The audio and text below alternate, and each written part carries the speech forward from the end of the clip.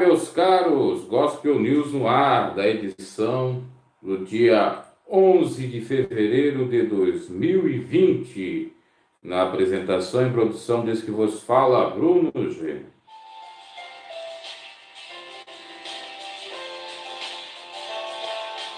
Vamos, sem delongas, aos principais assuntos, as manchetes dessa edição.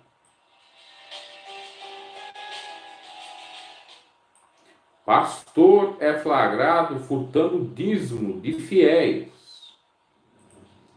Cristãos evangelizam nas ruas de Wuhan, epicentro do corona. Bolsonaro diz que ser presidente não é fácil, mas é missão de Deus. A fé é parte mais importante do nosso relacionamento, diz esposa de Justin Bieber. Padre negará comunhão para deputados que votarem lei pró-aborto. E ainda, a evangélica é demitida da Secretaria Especial da Cultura a pedido de Regina Duarte. Esses são os assuntos, as manchetes e destaque do Gospel News que está no ar.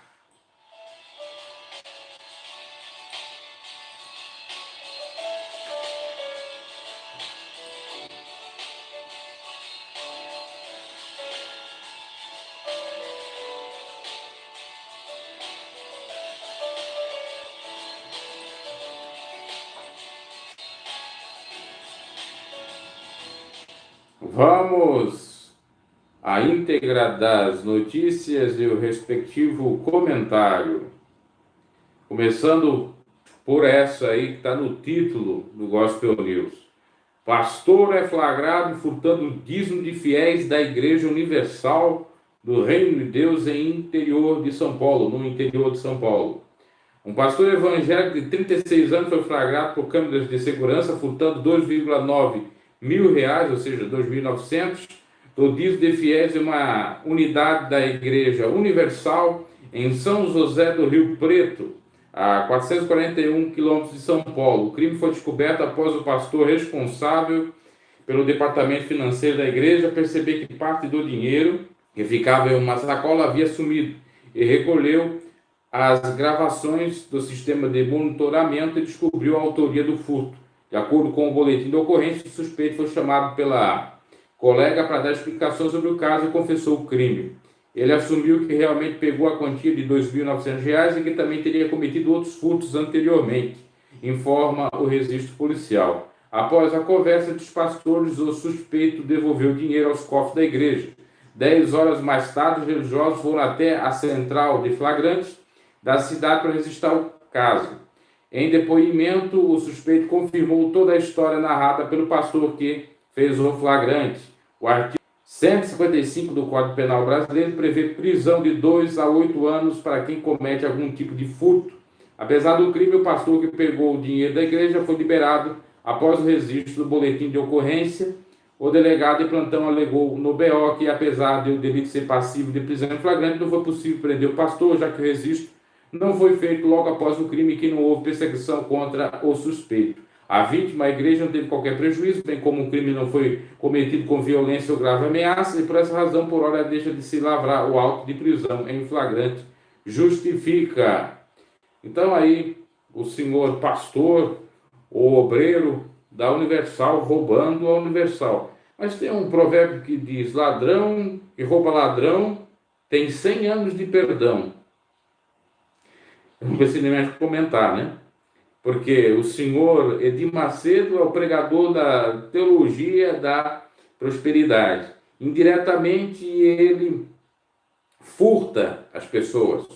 Eu diria que seria até roubo, porque o roubo é seguido de violência, ou seja, é subtraído algo de alguém mediante a força ou violência. É mais ou menos o que ocorre quando o sujeito está lá em cima do púlpito pregando, dizendo assim, se você não dá o dízimo, coloca a culpa, você vai para o inferno. A causa dessa miserabilidade na sua vida é você não dar o dízimo, ou não dar a oferta. Como o mesmo Edir Macedo disse recentemente, que o Espírito Santo não quer aplausos, mas quer que o povo tire do seu bolso dinheiro e venha sustentar o conforto dele e dos seus conchavos. É lamentável isso. É claro que eu estou fazendo aqui uma ironia quando eu disse que um ladrão rouba outro ladrão tem 100 anos de perdão. Não estou concordando com, de fato, esse crime, que é um crime, dependendo de ser qualquer que seja a instituição religiosa. Mas o fato é que ambos os casos, ou isso tudo que eu acabei falando, tanto do Edir Macedo como desse sujeito, são fatos equivocados, ações pecaminosas. Então está aí a informação. E outra, é um lembrete para muitos e várias instituições que acham que quando coloca seu dízimo lá, a sua oferta está muito bem guardado, ou vão fazer bom aproveito daquele dinheiro, daquela oferta para ajudar os necessitados. Nem sempre. Geralmente é para o bolso dos pastores, das lideranças, para ostentar a sua riqueza. Aí você pensa que a igreja está fazendo trabalho assistencial, às vezes não está. Eu poderia aqui citar experiências próprias disso. Não que eu fiz alguma obra delituosa, mas presenciei algo lamentável. Mas eu já contei, inclusive, no outro canal. Aqui não é o momento. Vamos seguindo com o Gospel News.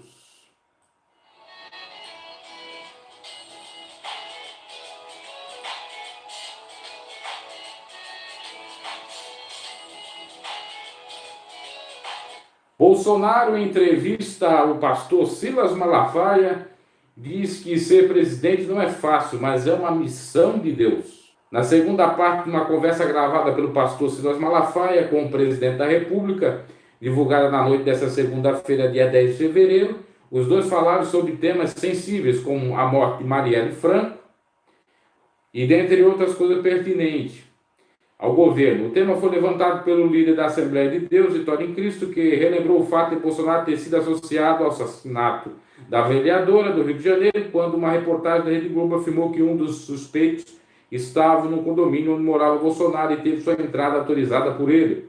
Na época ficou provado, através das câmeras, que Bolsonaro não estava no condomínio, mas em Brasília, exercendo o mandato de deputado federal. Malafaia avaliou o ataque da emissora como algo espiritual. Quando você tem como visão primar pelo bem-estar da nação, que tem Deus, tem a maioria, todo mundo revoltado com o caso do porteiro, mas quando alguém reconhece que Deus é soberano, existem coisas espirituais que sobrepujam o mundo dos homens, disse. O pastor também afirmou que a vitória de Bolsonaro nas urnas foi permissão divina, pois aconteceu com toda a ilógica, vamos dizer assim, ou contra toda a lógica, contra toda a imprensa e contra tudo. Malafaia comentou o apoio dos evangélicos a Bolsonaro, lembrando que isso acontece não por conta de uma agenda política, mas porque os eleitores entenderam o que é o melhor para o Brasil. Ao finalizar a conversa, Bolsonaro agradeceu o apoio dos evangélicos, destacou o papel de seus ministros, como Damares Alves, e reforçou sua fé em Deus. Estamos no estado laico, mas seu presidente acredita em Deus. Com todas as suas forças, vamos mudar o Brasil. Juntos chegaremos lá, disse o pastor Silas Malafaia, que eu sempre digo aqui, é um espertinho. Se a bola da vez é o PT para ceder o poder, ele está lá junto com o PT. Se a bola da vez é o FHC, os tucanos, o PSDB está lá junto. Agora a bola da vez é Bolsonaro, então ele está lá junto. É um camarada muito espertinho nesse sentido aí. Então, meus caros, tomem todo o cuidado. Não posso atender agora no momento aqui, tem alguém querendo me interromper, vamos ver. Não posso atender no momento.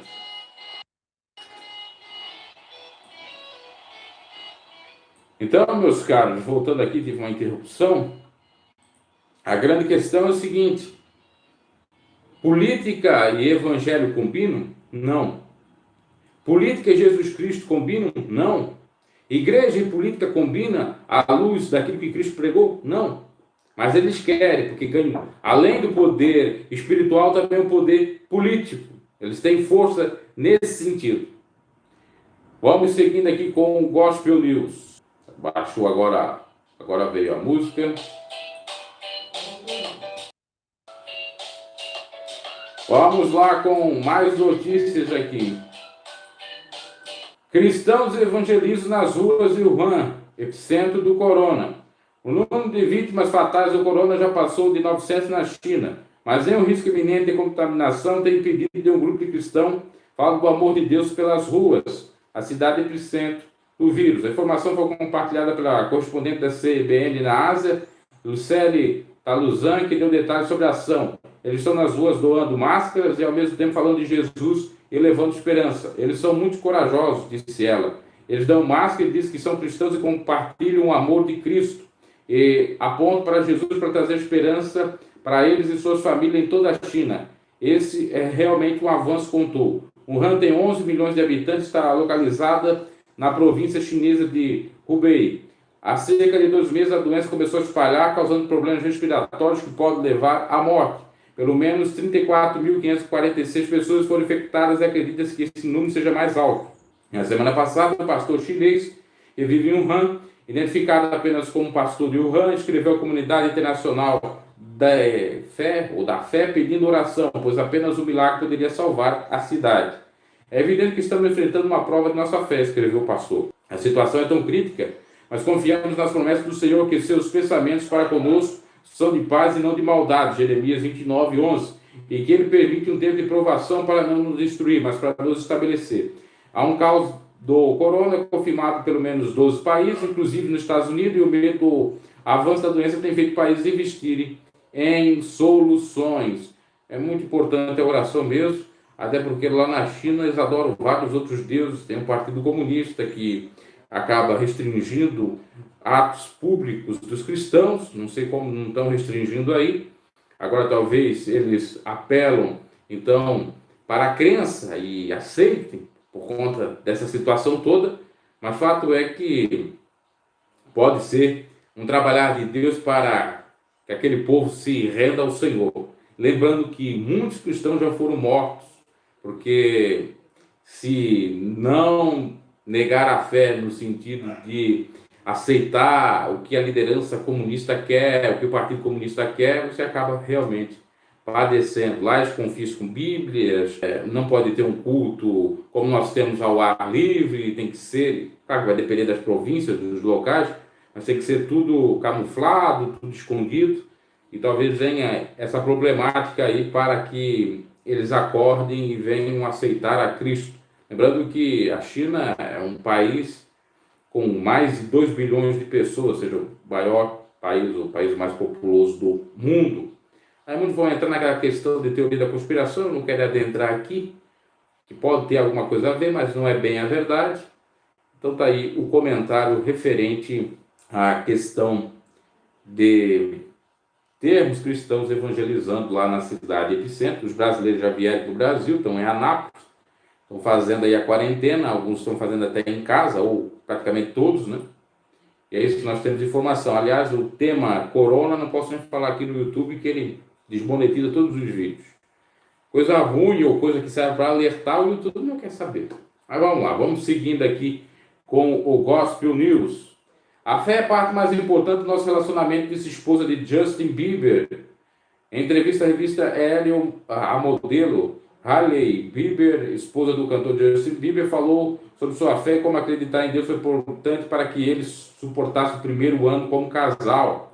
Filha de uma brasileira com um norte-americano, Hailey cresceu na igreja, mas se desviou dos caminhos quando entrou na adolescência. Quando fiquei mais velha, ficou mais difícil seguir a igreja e a Bíblia porque parecia muito adulto. Disse ela que só retornou quando conheceu a Hillsong Church de Nova York. Começou a aparecer minha pequena comunidade de pessoas que também eram jovens, seguiam a Deus e estavam imersas na comunidade da igreja. Depois desenvolvi meu próprio relacionamento com a igreja, meu próprio relacionamento com Deus. Separado de ser criado dessa maneira por meus pais. Essa foi uma jornada legal para mim, disse ela. Quando ela começou a namorar Justin, depois de anos separados, eles enfrentaram muitos desafios e foi a fé que os manteve unidos. Hailey contou que Justin enfrentava problemas de saúde e que demorou para ser diagnosticado com doença de Lyme. E foi difícil porque todo mundo de fora estava sendo mal e julgador, dizendo que ele parecia estar drogado, dizendo como ele parecia insalubre, quando na verdade ele não estava nada saudável e nós sabíamos o porquê. A doença de Justin forçou os recém-casados a um cálculo imediato com o voto conjugal. Doença e saúde, disse Hailey. Nós fomos direto para descobrir as coisas difíceis, porque você nunca sabe o que pode acontecer com a saúde de alguém. Quando você não sabe o que está acontecendo, é realmente assustador, revelou a mesma. A supermodelo afirma que a crença mútua em Deus é a base para seu relacionamento com Justin. O Justin, ser capaz de compartilhar isso entre si e ter esse vínculo de fé e espiritualidade é muito crítico para nós. E a parte mais importante do nosso relacionamento seguir a Jesus juntos, ou seguir Jesus junto, fazer parte da comunidade da igreja juntos, é tudo. Vem os problemas, os baques, eles voltam para Cristo. A maioria desse pessoal aí, que é famoso, já frequentou a igreja, já foi cantor, pregador. Temos o caso bem conhecido Elvis Presley, que cantava na igreja da Assembleia de Deus nos Estados Unidos e virou o pai do rock and roll, né? Ou o rei do rock, e dentre outros famosos. Recentemente eu estava vendo a entrevista da Natália Lage, lá no canal do Caio Fábio. A mesma disse que era cristã desde criança, seus pais frequentavam a igreja presbiteriana, tinha parentes pastores, mas que não quis saber muito de igreja, foi para a vida artística. E ela achava que por conta dos dogmas não dava para conciliar fé e ser uma atriz, e agora está tendo um pensamento um pouco diferente, e vai para a igreja, e mesmo assim continua na sua profissão.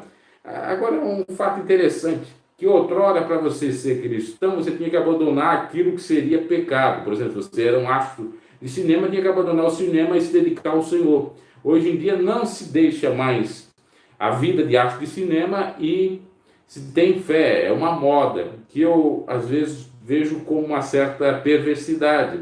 Por mais que muitos digam que isso é coisa de religioso ou que nós temos que deixar de lado os dogmas. Agora, para analisar, por exemplo, a senhora Natália Lage, ela faz cenas de lesbianismo, inclusive vai participar da nova novela das 9 da Globo, onde ela vai interpretar um personagem homossexual, uma lésbica.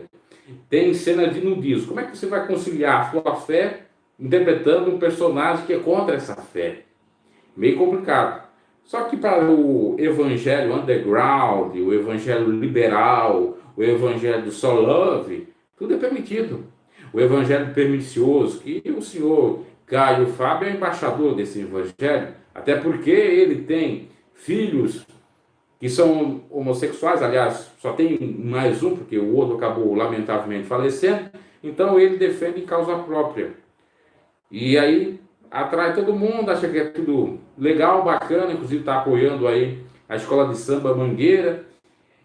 Agora eu vejo com uma certa preocupação essa questão, porque às vezes pode chegar a um ponto muito terrível, que, por exemplo, eu sou um prostituto, eu sou um sujeito que ganha a vida da prostituição, ou a pessoa, né, a mulher ganha a vida da prostituição, uma rameira. Então ela não vai deixar a prática e vai servir a Jesus, porque o que caminha, se a gente for parar para analisar esse evangelho podre, anátema, é isso.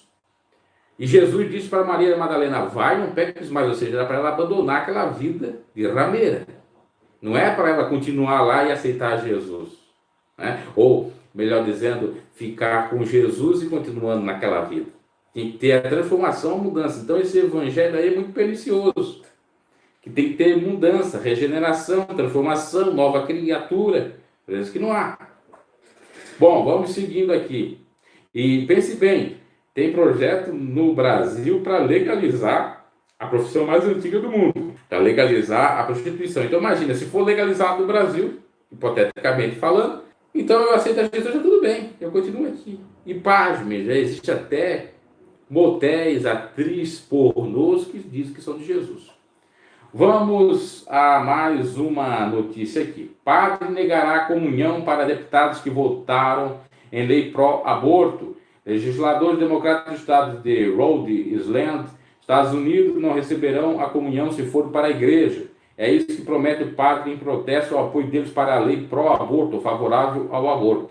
Segundo o The Washington Post, o reverendo Richard Bush, que disse que irá punir os parlamentares que aprovaram um projeto que cria salvaguardas estaduais para impedir que leis federais interferissem no direito da mulher de interromper a gravidez. Diante disso, o padre declarou que qualquer parlamentar que votasse a favor da lei seria impedido de receber a comunhão ou de participar de ações especiais da lei ou ter funções como ser padrinho de casamento, por exemplo. Vocês têm orgulho do que fizeram porque querem manter isso em segredo? Questionou Bussi ao Providence Journal. Todos ouvimos sobre responsabilidade, desde que eles assumem a responsabilidade. Alguns deputados democratas revoltados contra a decisão e atacaram a Igreja Católica por conta dos escândalos sexuais. A deputada estadual Julie Casimiro, que votou a favor do projeto, disse no Facebook que a Assembleia Geral de Rhode Island deve distribuir um panfleto com o nome de padres acusados de agressão sexual e dizendo não são bem-vindos no State House. A deputada estadual Carol McEntry, que também votou a favor do projeto, disse à rádio pública de Rhode Island que o aviso era severo e retaliatório, especialmente para ela que acusa o padre de tê-la expulsado de um funeral em dezembro do ano passado. Uma ação bem esquisita, né? Porque na Igreja Católica tem a permissão dos políticos de ir lá e falar na homilia. A política e a igreja estão bem juntos, né? Então até vale isso aí, entre aspas, como uma maneira de interferir na própria política para que não venha aplicar normas anticristãs. Agora, se a gente for parar para analisar numa sociedade democrática, isso aí não deveria valer. Imagina você que é católico, quer ir lá frequentar, mas é favorável ao aborto ou em algumas circunstâncias e é impedido. Só que também, por outro lado, se você é cristão genuíno, realmente você tem que defender a vida e não o aborto. Esse é o comentário sobre isso aí. E por fim, a última notícia: evangélica demitida da Secretaria Especial da Cultura, pedido de Regina Duarte. A pastora Janícia, conhecida como Reverenda Jane, que atuava como secretária da Diversidade Cultural, foi demitida a pedido da atriz Regina Duarte, pelo ministro do Turismo Marcelo Álvaro Antônio.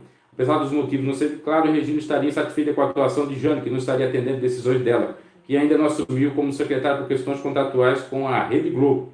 Segundo informações do Globo, a pastora evangélica estaria sendo considerada intolerante pelos servidores, como também por diretores técnicos que foram demitidos por ela. Escolhida pela própria Regina como secretária adjunta, enquanto a atriz resolve questões para firmar sua entrada no comando da secretaria, Jane teria se excedido. Os interesses de Jane em defender a família e os valores teriam desagradado, alguns servidores que chegaram a acusá-la de tomar decisões na parte sem consulta de Regina, que será titular. Ela também promoveu algumas mudanças, colocando diretores alinhados com o perfil conservador do governo Bolsonaro, o que provocou reações. Então saiu aí a bispa, a reverenda, agora não de reverenda, né? Bispa, não existe biblicamente. E não é ser machista, é ser bíblico, é ser do evangelho. Foi tirada porque a Regina Duarte é uma pessoa mais equilibrada, ela não está sendo bolsonarista no sentido extremista da palavra, e ela vai tentar contornar todas as situações aí com relação à sua classe artística, que, segundo muitos críticos, está bastante desvalorizada e realmente está em decadência por conta do péssimo nível e militância nos próprios filmes, nas próprias obras artísticas. Então ela vai tentar aí ser um ponto de equilíbrio. Já teve crítica por parte do senhor José de Abreu, que pode ser processado, porque o MP já vai apurar as suas falas, ou já denunciou mesmo. Agora, realmente ela vai ser um ponto de equilíbrio, não vai ficar nem para um lado nem para o outro, nem extremismo de esquerda nem de direita. E esse extremista, então, tem que sair da pasta, no caso. Então tá aí, meus caros, o Gospel News da edição do dia 11 de fevereiro de 2020. Abraço e até a próxima.